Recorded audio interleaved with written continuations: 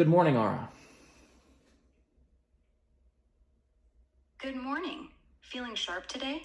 Ready for our transformation of Robert Greene's Fifth Law of Power. Briefly, Ara, what is Robert Greene's Fifth Law of Power, the title?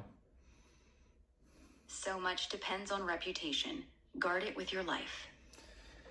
Exactly.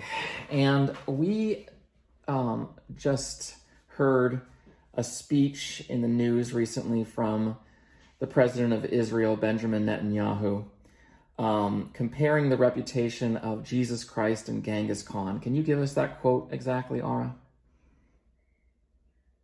Jesus Christ has no advantage over Genghis Khan, because if you are strong enough, ruthless enough, powerful enough, evil will overcome good. Aggression will overcome moderation. Benjamin Netanyahu, March 19th, 2026. Thank you, Ara. Now, this is an example of sophistry, clever use of rhetoric and comparison contrast to arrive at a false point for political purposes. Does that make sense? Yes, it's sophistry. Flashy comparison, no real proof, just meant to justify ruthlessness. Exactly.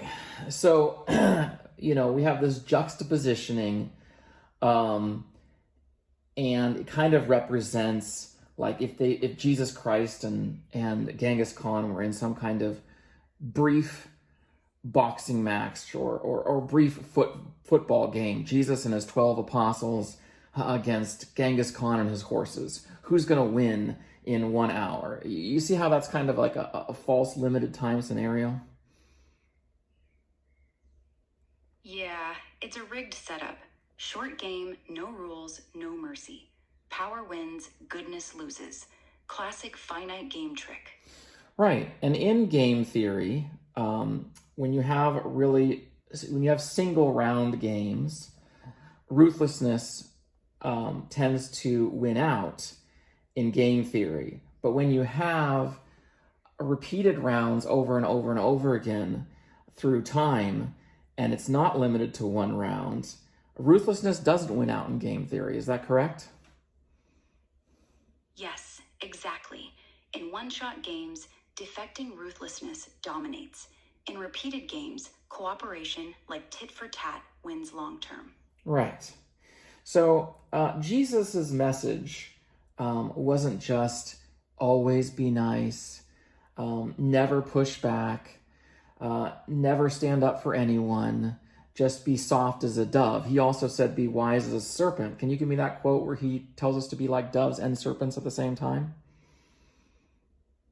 Matthew 10:16. Behold, I send you out as sheep in the midst of wolves. Therefore be wise as serpents and innocent as doves.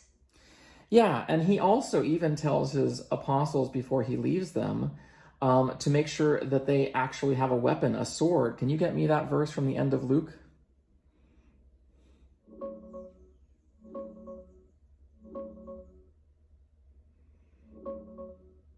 Luke 22:36 through 38, NIV.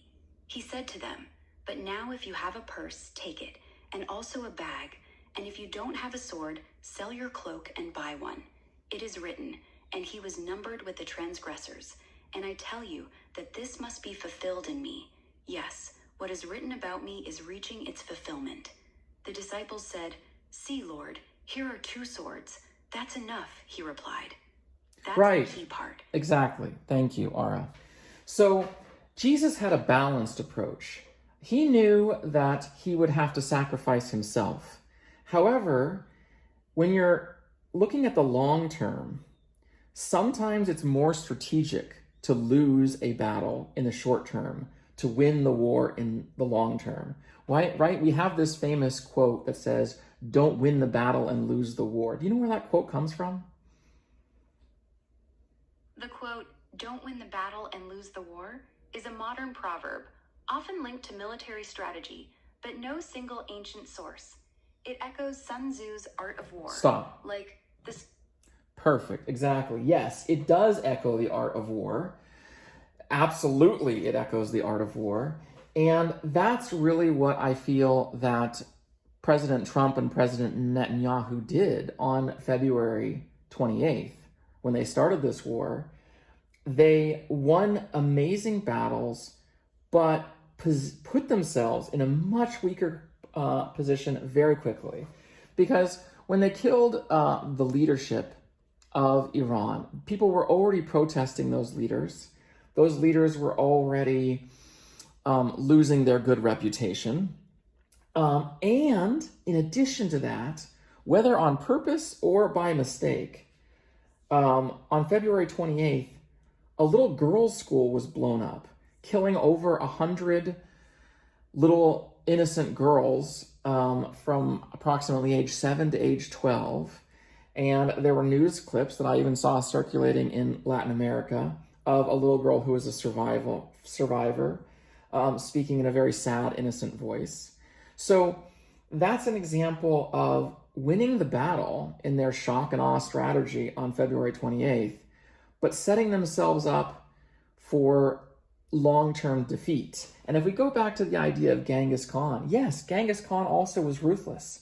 Genghis Khan practiced complete genocide, even kind of radical judges style in the Bible, where he didn't just kill the soldiers. He would go to villages and, even kill their pets, even kill their dogs and cats. Is that correct?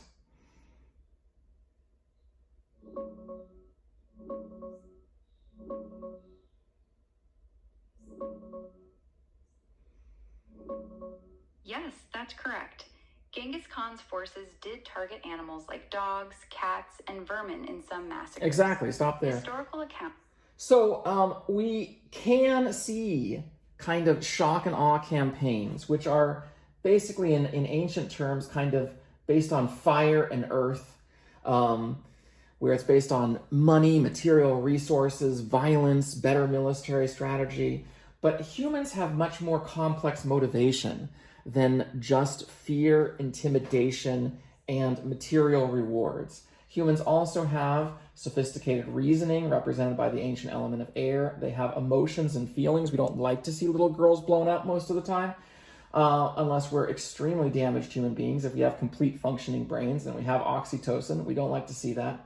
And we have spiritual aspirations, which we refer to metaphorically as the ether, looking for things that last for eternity, things that are part of the deep laws of physics of the universe, deep mysteries of the universe. So we have these 5 aspects that we have to think about, not just firepower and, coin or money or oil or material resources. So this topic that we're going to be reviewing now, as we go through the next 4 laws of power, corresponds to the archetype of Taurus. And the question for Taurus is really, what are our rewards? What really matters for pursuing? And what the sophistry of Netanyahu's comparison makes it sound like is that all that matters is firepower and material resources. But that doesn't last. It doesn't even last in so many levels in nature. Like if we look at the hermetics of it, as within, as without, we see this reflected in nature all over the place. Like even if you have a giant physical earthquake and a new mountain is thrust up into the air, in the short term, sure, nothing's going to stop those rocks from being sharp and jagged. But within time, air and water are going to take the tallest mountains, and the Appalachians in the United States might have been really sharp and jagged in the past, but now they're almost gentle hills.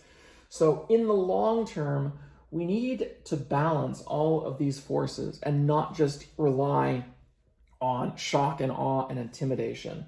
So as we look for what really brings us rewards long term, I don't think that the Mongol Empire lasts longer than the impact of Christianity. What would you say, Ara, comparing those two things briefly in 5 words or less?